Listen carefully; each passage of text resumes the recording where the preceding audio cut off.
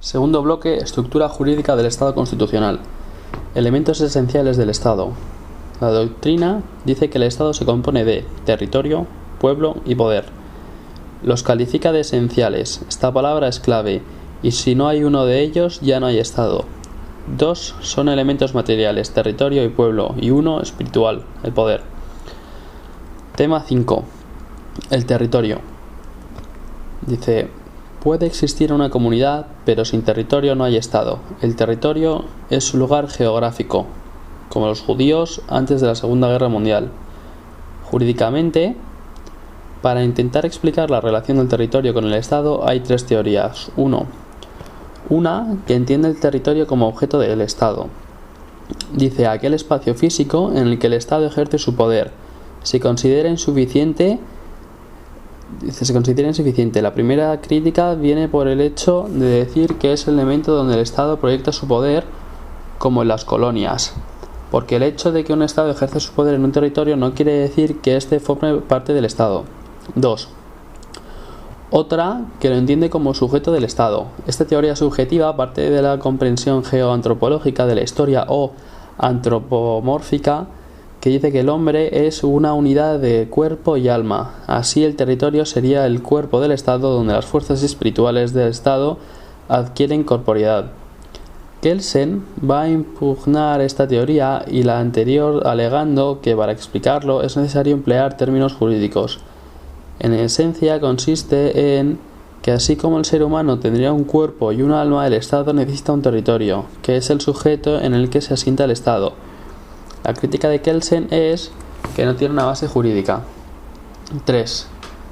Y otra que lo entiende como límite. Su autor es Kelsen, que intelectualmente es discípulo de Kant.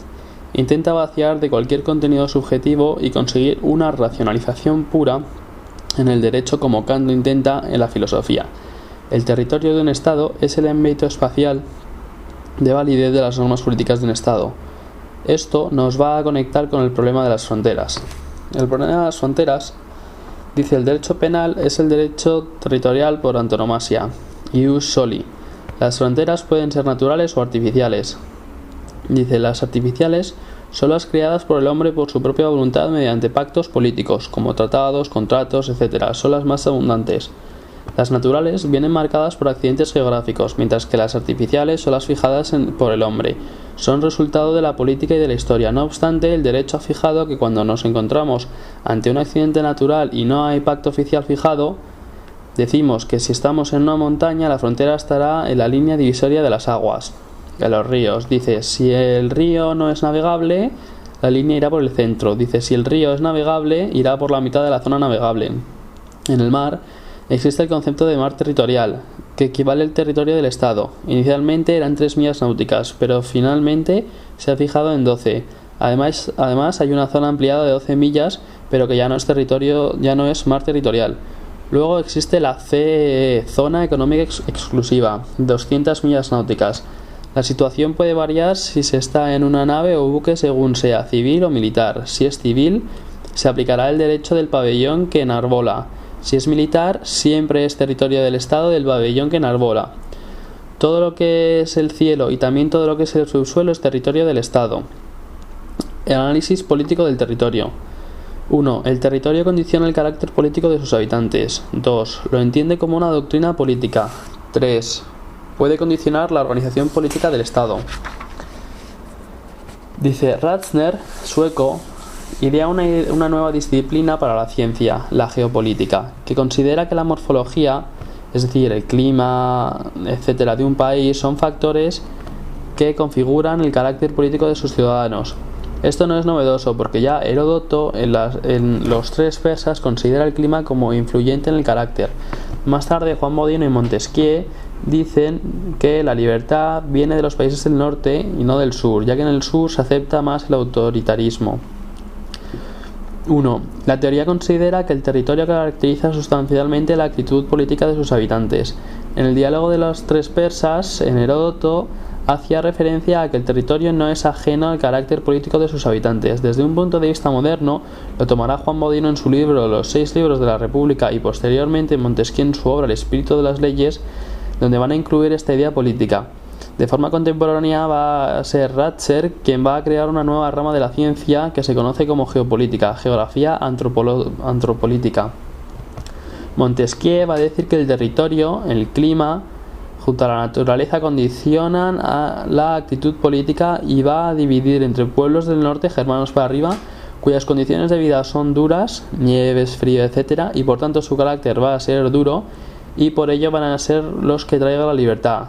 Y los del sur, los cuales como consecuencia del clima van a ser más propensos a tener una forma tiránica de gobierno, consienten más porque su vida es más fácil y menos dura. 2.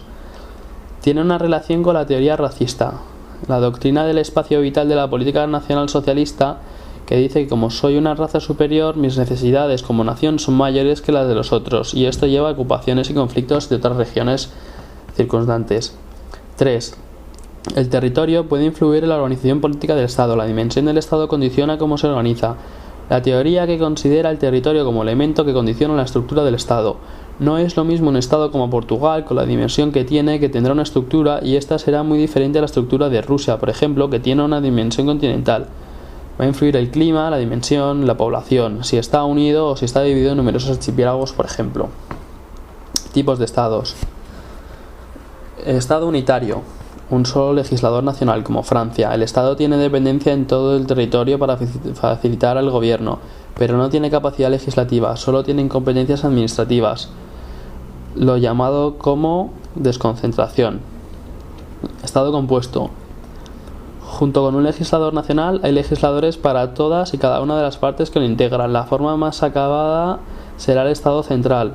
España y Estados Unidos son formas de Estado compuestas. Aquí se produce descentralización, asunción de competencias políticas por parte de las diferentes partes, autonomía política.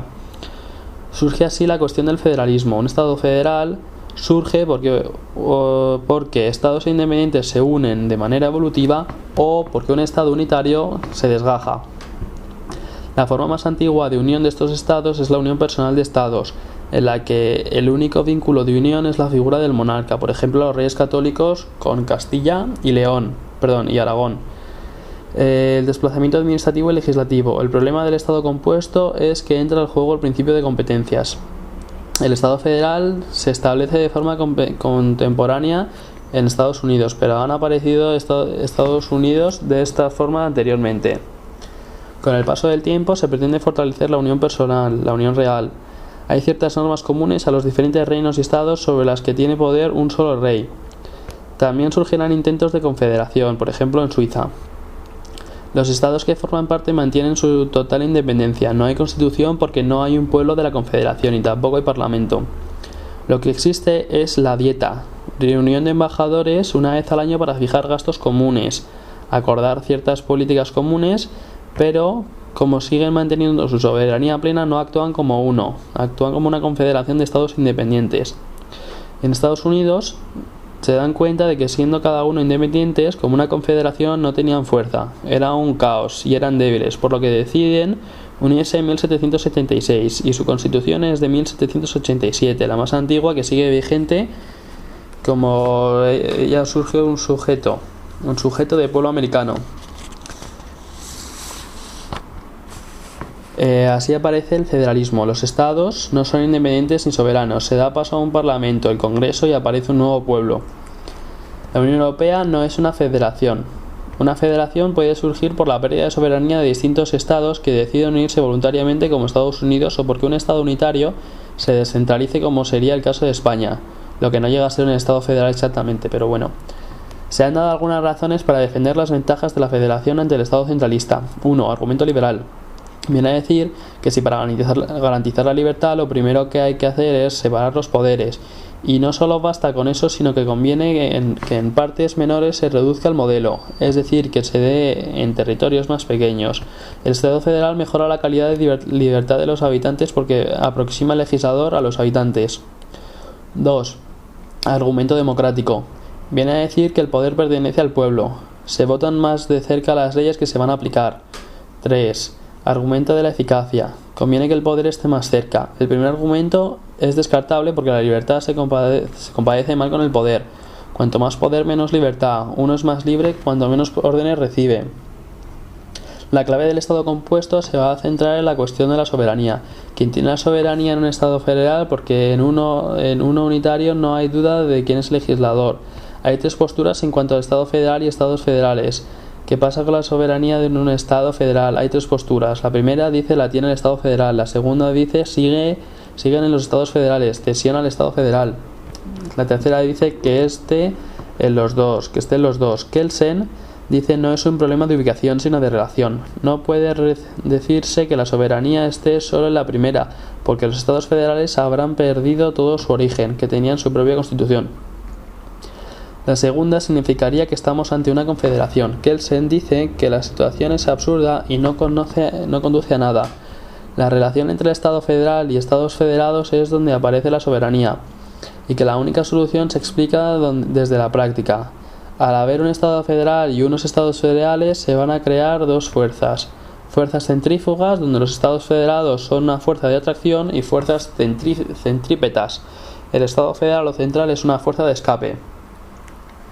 El Estado federal o el Estado compuesto como tal se establece en las revoluciones burguesas en los Estados Unidos.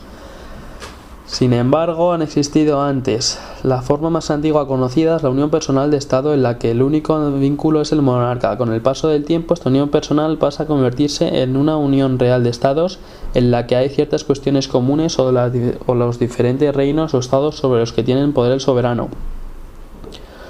Junto con estas formas monárquicas de asociación va a surgir un intento de unir sin que haya Estado. Se llama confederación, como Suiza. La confederación, los estados que forman parte mantienen su total independencia. Por tanto, ni hay una constitución porque no hay pueblo de la confederación, ni hay un parlamento. El instrumento que articula esto recibe el nombre de dieta, una reunión de embajadores, y se reúnen una vez al año para fijar los gastos e intentar acordar ciertas políticas.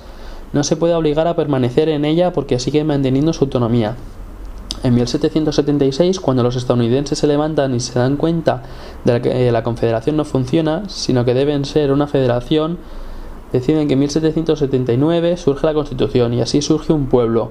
Va a surgir una soberanía para un Estado. Hay que renunciar a la soberanía de los Estados para integrarse en la soberanía nacional. La Unión Europea no es ni una confederación ni una federación. Un Estado federal puede surgir por agregación de estados previos que renuncian a su autonomía, o porque un Estado unitario se descentralice. Se han dado algunas razones para especificar las virtualidades de la federación frente a la confederación. 1. Argumento liberal. El Estado federal mejora la calidad de la libertad de los habitantes de este Estado porque aproxima el legislador a los habitantes. 2. Argumento democrático. Dice, al tener cada Estado su parlamento se da la oportunidad de votar más de cerca en las leyes que se van a aplicar. 3. Argumento de la eficacia. Que si tengo que pedir cosas como ciudadano, me convendrá que el poder esté más cerca. El primero dice que mejoraría la libertad, pero el poder generalmente se lleva mal con la libertad. La idea esencial es que la libertad no se ve favorecida por tener el poder más cercano, porque el que tiene el poder tiene que ejercerlo. Mientras tanto, los dos últimos son más plausibles. Se plantea una cuestión: ¿qué pasa con la soberanía de un Estado federal? Y de alguna manera se ha planteado erróneamente. Esencialmente ha habido tres posturas. La primera, la soberanía la tiene el Estado federal en términos de asignación. 2. La soberanía sigue los Estados federados, que han hecho una especie de préstamo. 3. Es una estupidez plantearse dónde está. Es un problema de relación, no un problema de ubicación. En esa dinámica se podrá concretar dónde está la soberanía de este Estado federal. En un Estado federal, el Estado tiene la unidad, y los Estados federados tienden a la separación. Hay una tensión política, y en España las autonomías cada vez han ido queriendo más poder. Luego, el tema central en el que el Estado federal es el reparto de competencias. Hay muchas maneras. El modelo más clásico es el de la Constitución de los Estados Unidos. Esas son las competencias del Estado, mientras que lo que no está ahí son competencias de los Estados federados. Esto es un acuerdo político. Otro modelo es el acuerdo de nuestra Constitución. En los artículos 148 y 149, un artículo de competencias de las comunidades autónomas y el otro las del Estado central. La doctrina dice que esas relaciones entre el Estado federal y el Estado central son de tres clases. Una, Relaciones de supra o infraordenación. 2. Relaciones de coordinación. 3. Relaciones de inordinación. 1. Las relaciones de supra o infraordenación. En esa distribución competencial dice la doctrina que tienen que haber una serie de competencias que necesariamente tienen que permanecer de forma exclusiva al Estado federal, porque si no, el Estado sería irreconocible en cuanto a tal. Por ejemplo, en un Estado federal la defensa tiene que estar en manos del Estado central. Se encarga de defender todo el conjunto, las relaciones internacionales o representación exterior, la acuñación de moneda, pesos y medidas. Además, concurren junto a esta idea de que ciertas materias tienen que estar necesariamente deben de cumplirse. El poder de supremacía constitucional. Prevalece la Constitución federal en caso de conflicto y el de superioridad del derecho federal sobre el derecho federado. En caso de que se produzca una laguna sobre una materia en un Estado federado, se debe aplicar superioridad al derecho federal.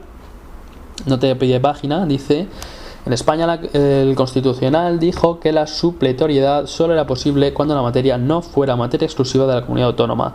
En ese caso era un problema de la comunidad autónoma y no existía supletoriedad, entendiéndolo en el artículo 148.3 más estrictamente de la Constitución española. 2. Relaciones de coordinación. Consisten en la clasificación de las competencias y a su vez dentro de estas relaciones la doctrina extiende que existen de competencias exclusivas, competencias compartidas y competencias concurrentes. Las relaciones de coordinación son la madre del cordero porque ahí se va a decidir. Las competencias exclusivas, que el Estado federal tiene todo lo que tenga que decir de esta materia, o el Estado federado el que lo tenga. Si la competencia es exclusiva, el Estado central no puede legislar sobre esta materia. Si la competencia es exclusiva, por mucho que yo quiera, no puedo hacer nada. La comunidad autónoma va a poder decir cómo se llama su parlamento, cuántos diputados tiene, ya que la organización de sus instituciones de autogobierno es competencia exclusiva de la comunidad autónoma. Las competencias compartidas se separarán a la legislación de la ejecución. La legislación se la reserva al Estado federal y la ejecución al Estado federado. Según el artículo 149, las normas básicas, apartado 27, normas básicas del régimen de prensa, radio y televisión, en general de todos los medios de comunicación social, sin perjuicio de las facultades en su desarrollo y ejecución, corresponderán a las comunidades autónomas. Para dar un ejemplo. Las competencias concurrentes. En las competencias concurrentes, la materia no es que sufra una segregación por razón de la actividad jurídica. Entre se encarga de la legislación y el otro de la administración o desarrollo. Corresponde una parte de ella al Estado central y el otro al federado. Ejemplo, el ferrocarril, si excede una comunidad autónoma, corresponde al Estado, pero si está íntegramente en una comunidad autónoma, corresponde a la comunidad autónoma. O por ejemplo, la red de carreteras del Estado, que le pasa lo mismo. Se parte de la materia. Dice relaciones de inordinación. Las hay de tipo político. Esto se traduce en el principio de fidelidad constitucional y en el principio de lealtad institucional. La fidelidad constitucional, dice, debe de respetar y acatar la Constitución federal. Es tanto para los Estados federados como para el Estado federal. La lealtad institucional dice que las diferentes instituciones que tienen que llevar a cabo este Estado complejo tienen que operar entre sí operando a favor del bien común. Es tanto para los Estados federados como para el Estado federal. El problema, en particular, a la luz de nuestra Constitución, dice que el problema es cómo se establece el desarrollo posterior. No que haya una tabla de competencias del Estado federal, de los Estados federados, etc., sino que el sistema se dejó abierto. En el artículo 148.1 encontramos competencias exclusivas de la comunidad autónoma y el 148.2 dice: transcurridos 5 años y mediante la reforma de los estatutos, las comunidades autónomas podrán ampliar sucesivamente sus competencias dentro del marco establecido en el artículo 149. Esto permite que el reparto sea dinámico, siendo el 148.2 una amenaza al reparto.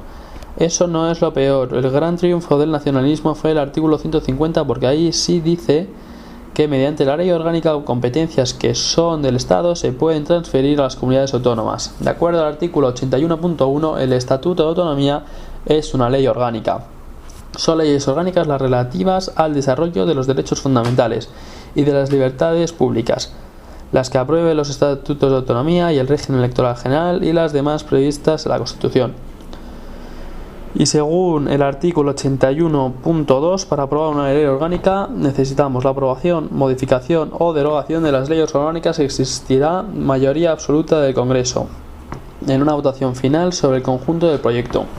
Ahora bien, para aprobar una ley orgánica hay que aprobar la tiene que aprobar la mayoría del Congreso, no de los presentes. Pero el Estatuto de Autonomía, aunque es una ley orgánica, equivale a una Constitución de la comunidad autónoma. El Estatuto de Autonomía es una ley orgánica singular porque tiene su propio procedimiento de reforma. Tiene que ser aprobada por mayoría absoluta del Congreso por ser una ley orgánica, pero antes debe haber sido aprobada por la Cámara de la Comunidad Autónoma. El 150.2 de la Constitución española dice que competencias exclusivas del Estado se podrán transferir mediante leyes orgánicas, por lo que basta una ley orgánica para hacerlo. Por lo que esto ha servido de moneda de cambio a la hora de realizar pactos con los que obtener la mayoría absoluta para los políticos en las elecciones generales. Ha habido un proceso constante de dar más y más competencias a las comunidades autónomas nacionalistas. Esto ha ido ocasionando una disfuncionalidad. Otra cuestión importante en la que se ha fracasado es que se ha intentado diseñar un Estado federalizante. En Estados Unidos se introducen dos cámaras porque los Founding Fathers montaron una Cámara de Representantes en la que se representaba la continuidad del pueblo americano. Es la Cámara Popular, en la que la circunscripción supone un diputado por cada 300.000 habitantes. Por lo que si solo existiera esta Cámara, solo 4 estados muy densamente poblados dirigirían la política nacional, pero al ceder su soberanía a todos los estados se hace una cámara para ellos. En el Senado se representa a los estados, que tienen 2 senadores por cada estado. En el modelo español, que también es bicameral, nuestra Cámara Popular es el Congreso de los Diputados, en el cual también se representa la continuidad personal, pero en el Senado no se sigue el principio de igualdad federal. Tiene un lío a la hora de los senadores por cada provincia y además no tiene ninguna competencia. Su única competencia es el artículo 155 de la Constitución española. El siguiente elemento